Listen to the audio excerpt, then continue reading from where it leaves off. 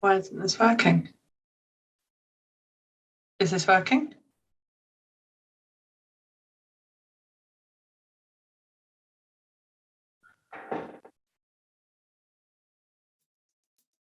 Human rights defenders claim their rights, a learning journey. Okay, quick refresh. Our aims, we are all here because we are working on this project, exploring what it means to use an economic, social, cultural rights and a human rights-based approach in our work. So through that process of theory, reflection and action, which is what this space is going to be building us to do. And we're exploring what those frameworks can do for our work and our campaigns. The last 2 weeks we've spent We met as a group of community researchers over Zoom every fortnight for 6 months, from September 2021 to February 2022. We came together to explore our experiences and knowledge, and we built learning and solidarity. Then we finally met in person.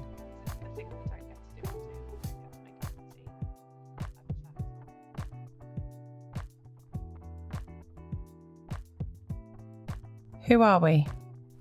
My name is Hinda.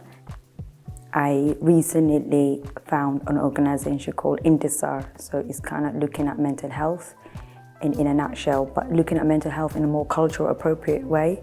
It is about citizens, people who call Viala Sheppey home, no matter where they're originally from, coming together and working on building a better democracy, a better environment and a better area to live. We are a campaigning charity to end discrimination for disabled people, and most of our work is in the North East. I'm the community organiser for Dyke House, which is a small square mile estate in Hartlepool. So my main focus is mental health and focusing on people trying to improve that, but when you've got so many factors against them, it's quite hard. But a lot of the issues that arrive in their minds come from the same kind of thing. They're not living in a great area and people don't pay attention to their issues. I did write a poem, but I'm kind of embarrassed now, so I'm not going to write it. I'm not going to read it. I was going to, but I think it's I don't know. Oh, you have to. Come on. Okay. We'll turn our cameras off if that makes it easier. No, it's fine. I can't see you anyway. So, no one left behind. A statement that sounds so bold. Are we aware of all the stories to be told? How do we ensure every single voice is heard? Can we be sure that we will act on every single word?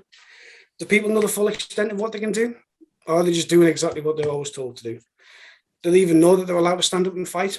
Do they know it's not just a power to, they also have the right? We need to knock on every door, stop people in the street, educate every single person we meet. Find out where the real issues are, not just the one that's on the news. Get down to the street level and get real people's views. We need to let people know the power they possess and stand up for changes.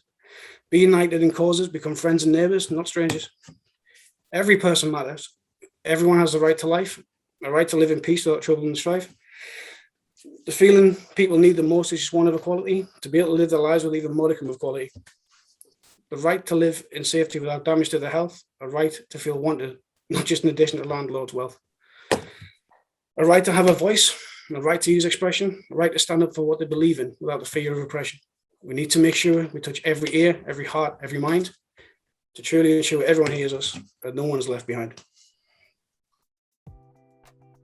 How are human rights viewed in our communities? I suppose that disabled people knew their rights, that they felt entitled to claim them and talk about them, and that sort of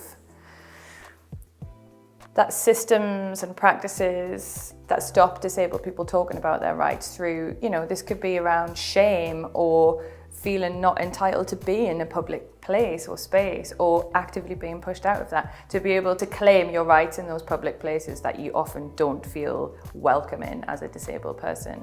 Arriving here as someone who seeked asylum, I've always was aware of human right and what that means for me and my community. There's the human right aspect of your human right is being abused, but what does that actually mean? Like, what else do you know? That how can you articulate that your human right is being abused?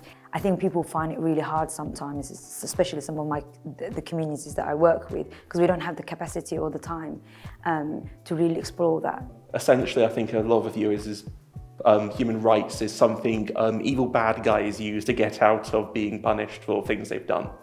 when I think the reality is far more that actually you see a lot of people suffer because of their human rights going sort of unrecognised, not knowing that actually they do have a right to complain about sort of the standard of their housing that's provided by the council, to complain about the fact that they don't have access to healthcare all the time locally. We shared our space with activists from across the UK who shared stories of their work as examples of the human rights-based approach. ATD Fourth World challenged us to think about povertyism as a form of discrimination and how we need to recognise the struggles, skills and contributions of those living in poverty. We learnt about accountability with participation and the practice of rights. The higher you build your barriers, the taller we become. We explored participation with making rights real and discovered alternative terminology. Hard to reach actually means easy to ignore. Barriers to participation would be better termed hate practices. We found hope, we found warmth, we found inspiration, we found commonality across our divides. We found fellowship over Zoom as we realised we are all travelling the same road as human rights defenders. But before we can use human rights as a tool in our communities, we need to claim the right to talk about rights. I think it's really, really, really challenging to engage with human rights organisations. And I think people sometimes don't recognise organisations themselves that are, very forefront human rights campaigners don't recognise the key issues with language, because I think quite a lot of the time we talk about myself or my community, what are the key issues for us are, but sometimes we don't have the language to kind of say, Article, for example, 12 of my right is being abused, and this is what it means, and how does that look like in reality. I'm still not using language around not using the right language around rights, and that's totally okay. Like, to advocate for that, to be able to have conversations about rights that are understandable, and having that grounding in knowing that you're allowed to allows me then to get other people on board to say, right, we need to talk about rights. We have the right to talk about rights. We want others to join us in claiming our right to talk about rights. So we're creating a board game. How did we get to the board game?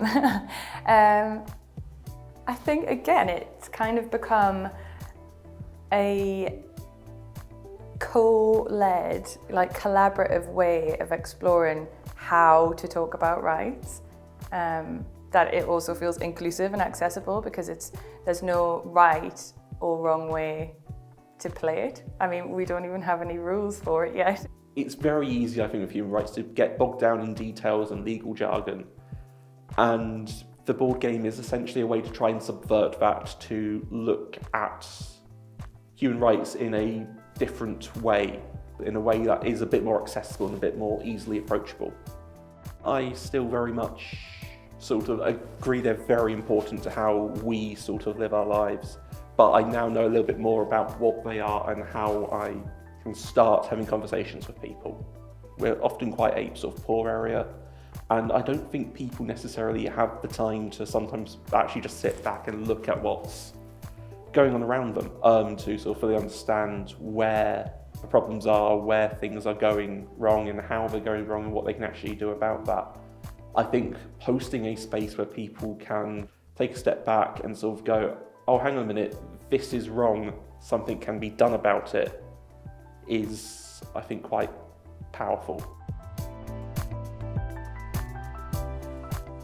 Building solidarity as a group in this project feels very powerful, because we've had really powerful conversations, and those conversations and our new understandings and knowledge filter out into the communities that we work with, and into what's next then with this game. It would be really great to develop it so that we can use it to make change, and that is really powerful.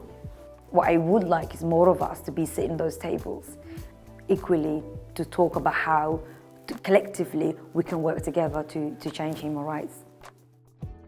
If you want to claim the right to talk about rights, go to www.socialrightsalliance.org. www.ecc.org.uk.